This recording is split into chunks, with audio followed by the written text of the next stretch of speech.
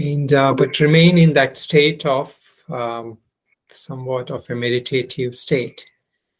And we will do mananam on one of the topics which we have been discussing in our Viveka Chudamani classes.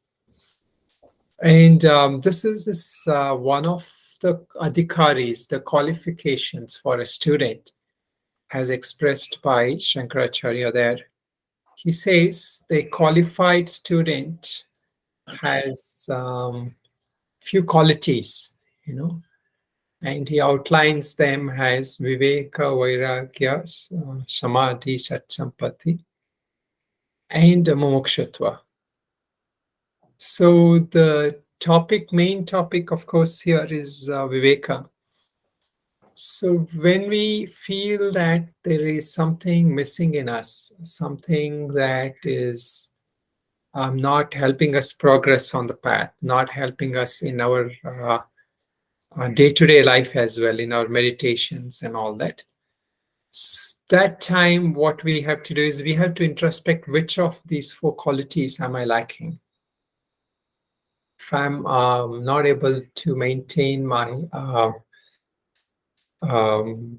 even sustained interest in meditation, in Shravanam, in doing this mananam, and being able to bring in a quality of the spiritual understanding in my daily life, then we have to look into it, what is missing.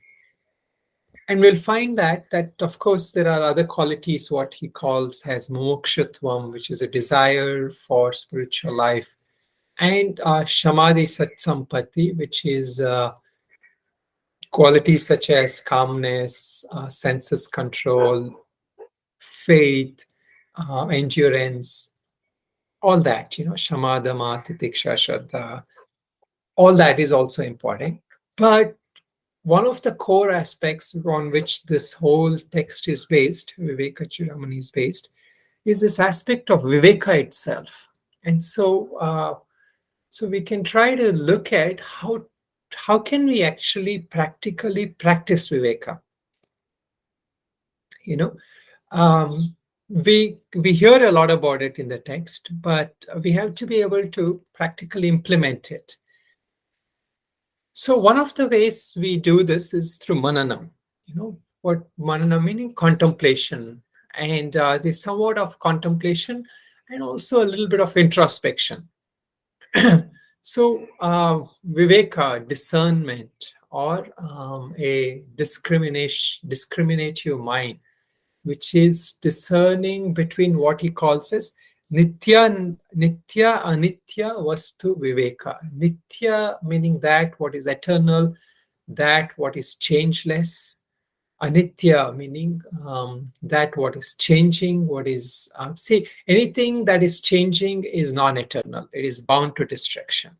So if it is going through any of the changes, we sometimes say in Vedanta, there are 6 modifications, everything goes through.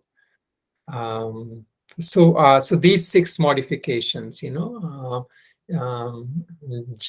jati, asti, vardate, viparinamate, vipakshyate, vinashyate, meaning something is born, something kind of has an existence, and something grows, something matures, and then it decays, and then it passes away.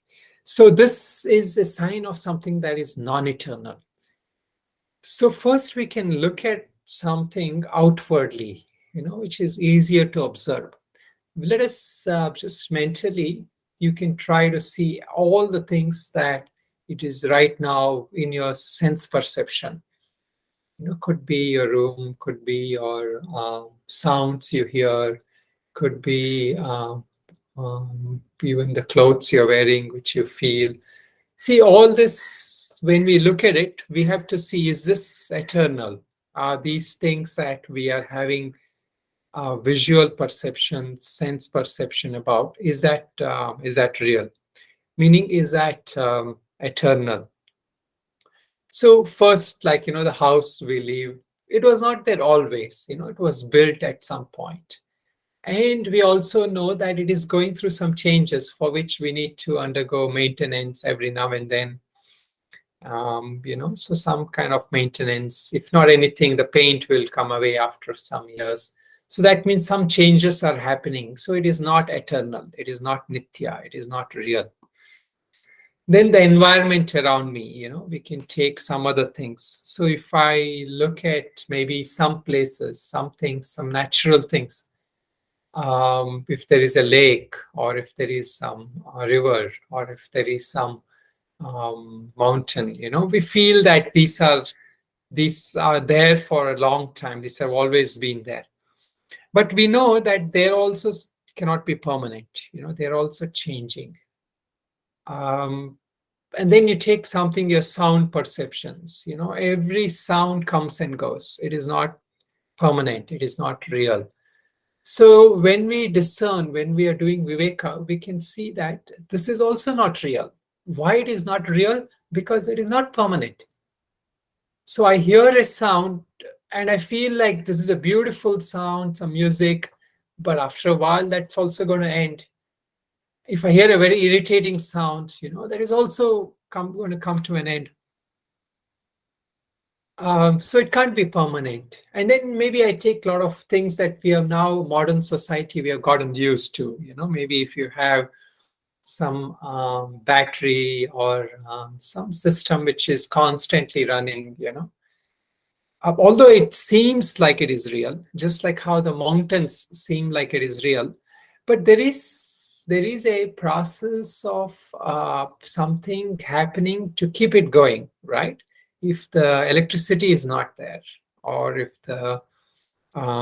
what is the battery or something is not there, then it'll not work, or at some point, there may be some malfunction, and so we know that it cannot function all the time.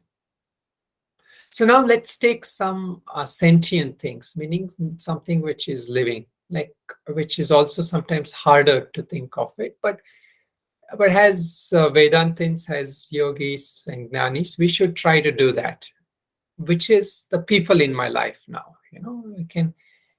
We know, like, those people who are older, we know that they're aging. We can see signs of them aging. And also we know that, people who are much older than us, or grandparents maybe, or old parents, someone, they have actually gone through, they have passed away. So they were there at some point. You saw them living, you interacted with them, they were healthy, but the physical body as such is not permanent. So their body, as how we related to them, that has passed away. So this is again realizing that whatever we think of anybody, even though if they seem like young, they're also going through changes. They are susceptible to diseases. They're susceptible to one of these modifications, which means they are bound to die. And this is the wisdom that Buddha got. Which really made him seek enlightenment. When he saw a old person, when he saw a deceased person, when he saw a dead body, these were signs for him. So he didn't have to himself go through those experiences. He didn't have to wait for these experiences to happen to him, and this is a sign of a very wise person, that you don't wait for things to happen to you. You are able to do Viveka, you're able to, this is a quality of Viveka that we should always have. We see, we observe, and then we realize, this is impermanent, or this is going to bring me suffering. You see people living a bad lifestyle, and then you realize that, they have to go to hospital or something, or they are not able to maintain their health constantly at a younger age. Of course, at an older age, it's natural. But then we realize we should be careful with our diet. We should be careful with how I live, and all that. So this is Viveka, that doing things that is giving us real happiness, not doing things which will bring us suffering, you know. And this comes again mostly from this essence of how Shankaracharya has put as nitya anitya vastu viveka. So I have to see in my life, is there's anything that is changing and not permanent, that is subject to destruction, that is subject to birth and death, then I should not invest my complete happiness or my joy or my pursuit of happiness in that object or in even the people. We, in that sense of that people person has such, we have to have a certain sense of understanding that if I'm investing in the person as a physical body, and especially like sometimes young people, they choose partners based on just physical appearances, right? So if I'm investing on somebody based on their physical body, and then I'm bound to undergo some kind of suffering, some kind of unhappiness in the future. So now let us look at our own body. So similarly, we have to also look at our own body. My own body is actually constantly changing. My body sensations are constantly I can feel the sensations changing, right? Like I feel tightness, I feel heat, I feel cold. So all my body sensations is changing. My breath is every time, every moment it's moving. There's inhalation, there is a small gap, and then there's exhalation. Now similarly, just as my body, even my thoughts are changing constantly. I cannot hold on to one specific thought for too long. My body, my mind, and my thoughts, everything is changing. My ideologies are changing. My values are changing. My faith in what I have, even that also changes a lot of times. So now, when we are doing this kind of thing, we realize that if my thoughts are changing, if my ideologies are also changing, then on what should I base my thinking on? What am I contemplating on? So that if I'm contemplating on is a very objective level, which is a very gross level, then that will change faster. Like if I invest my all my energies on seeking happiness from some food or some uh, even being in the just going out with some friends, then what happens is those things will give me joy only for a short while. They will not give me joy for a long time. So slowly, as doing Viveka, I change my investment of time and efforts to that which gives me long term. So things which has longer term, So that is the first step of a spiritual maturity. I choose I choose people, or I choose things to do which will give me longer term happiness. So we seek satsang, for example. We seek being in presence of people who will give us messages, or who will be able to discuss things which may not be a gross kind of happiness, but a subtle kind of happiness. So this is also Viveka, ability to see what is in my life where I can invest my time and which will give me a long-term happiness. And also, how do I see people? If I'm seeing people only at their physical level, then what happens is then I'm focused only at their their changing body. If I'm also focusing only on how they treat me or how they view me today, then I'll be filled with raga dvesha, like love and hate. Meaning if they say some nice things about me, I'll be happy. If they say some negative things, I'll be unhappy. So this also I have to slowly move. I have to slowly move to realize that this person is much deeper than what he or she thinks right now. So if, for example, youngsters and all that, their thinking is at certain level at this stage, but we can't always take that they'll always be like that. Over time they change, their thinkings will change. So we value people, our value system changes. Our value system is not based on just what we perceive at a gross level. So we have to see in my own life, what am I perceiving? How do I perceive myself? How do I perceive the world about me? Most importantly, how do I pursue people, and how do I pursue my pursuit of happiness? What do I value?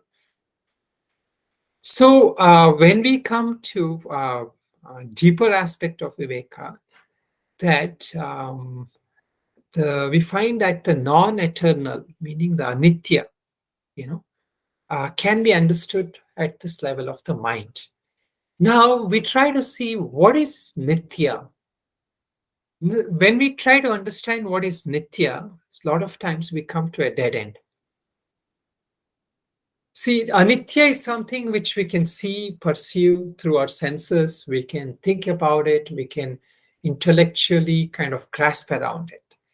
Anitya is something that is harder to perceive. Anitya is also something that is not physically, mentally, or intellectually perceived. So that is why the Upanishads kind of say, you cannot use your mind, you cannot use your intellect.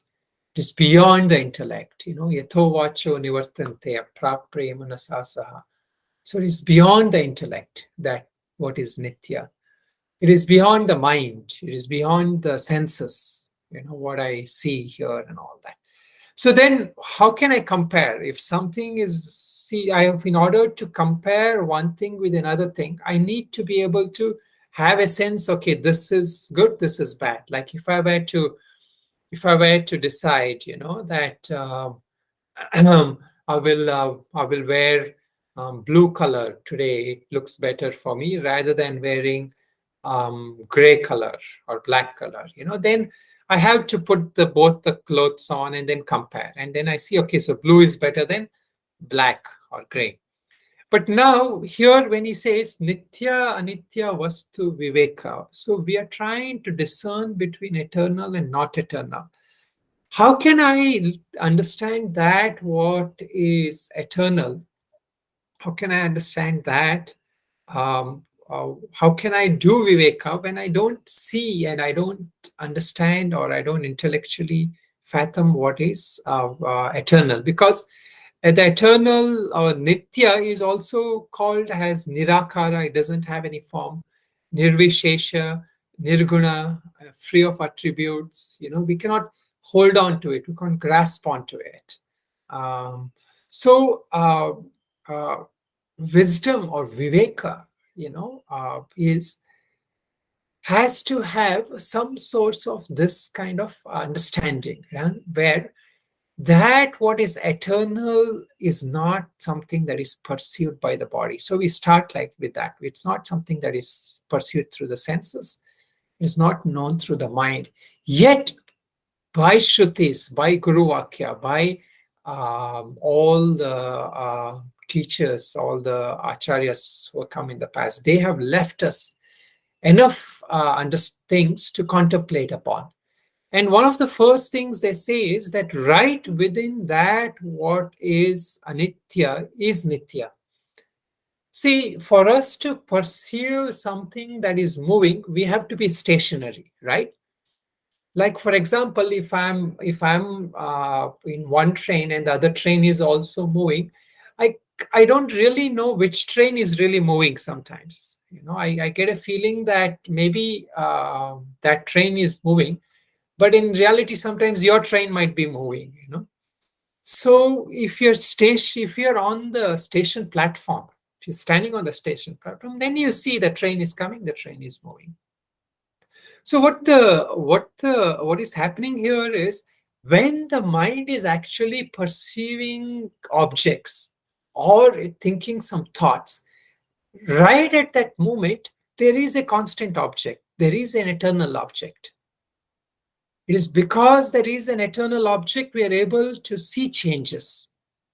So the moment we are seeing changes, actually what has happened is that it is from that place of changelessness we are able to see it. So here there might be relative level. So it is possible that we may say that I'm seeing from my eyes something. My eyes also is subject to change. So that kind of change is a gross kind of change. But what is happening is that ability to see also which you have, that ability to think, that ability to know, you know, is coming from the deeper sense of knower who is not changing. So this is an intellectual understanding, but slowly if we apply in our life, what will happen is every time I get stuck with some kind of thinking pattern, or every time I get drawn to sensory objects, immediately I am able to see that this is happening because I am perceiving from a place of ultimate changelessness, ultimate, the knower in me is eternal, and that allows for me to see all the changing things. So of course, to some extent this gnana comes through shravanam mananam. We repeatedly hear about this, we repeatedly contemplate about it, because the eternal is not something that we can easily discuss in the world. People are not talking about it all the time. People are talking about the favorite places you can go. People are talking about places where you can't go. People are talking about things you can do, things you don't do. But nobody is talking about this changeless thing except in the scriptures, and we hear it from the gurus, the teachers. So this is the gnana that mostly comes through Shravanam Mananam initially. But of course, they also say to Devanugraha, this becomes real for many of us, where it is said also in Viveka Chudamani, to Devanugraha, we are even able to have this Manushyatum, Mumukshatum, and most importantly, also this Mahapurusha Ashraya. So this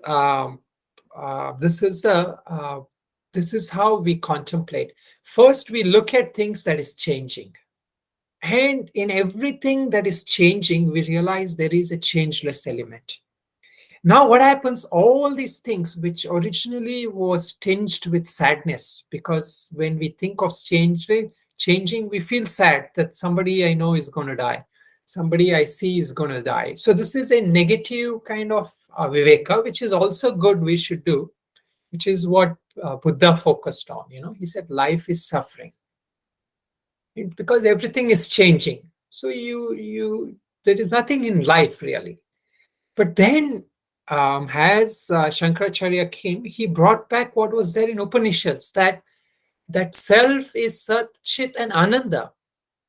It is also joy. Why is it joy? Because right in that changing thing is a changeless element.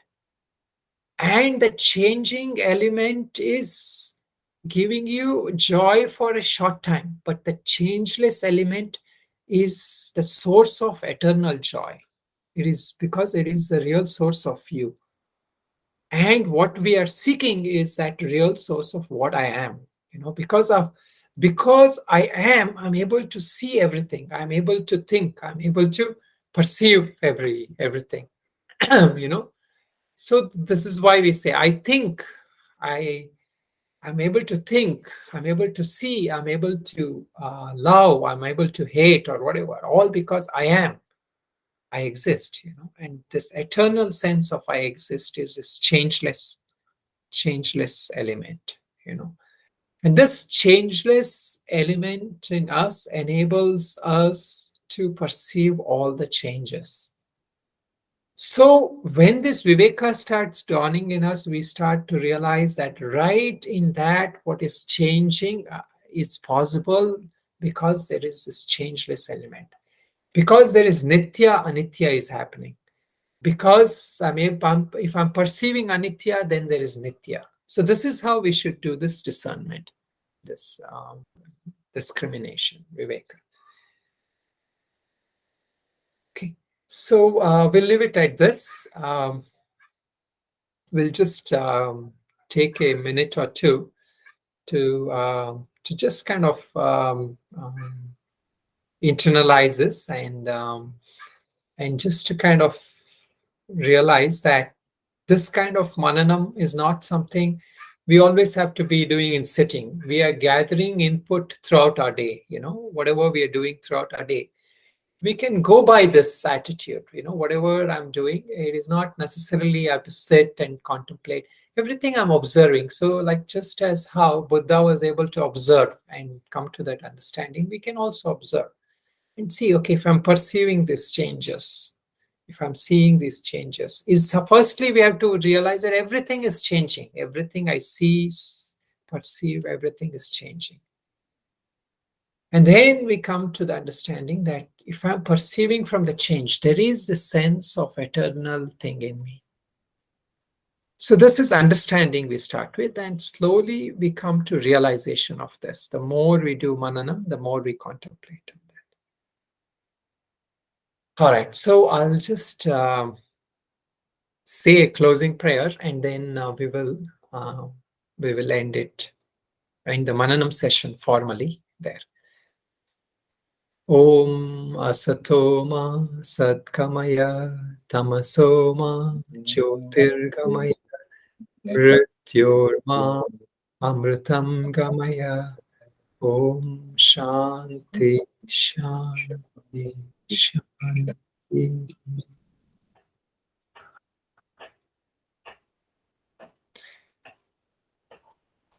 So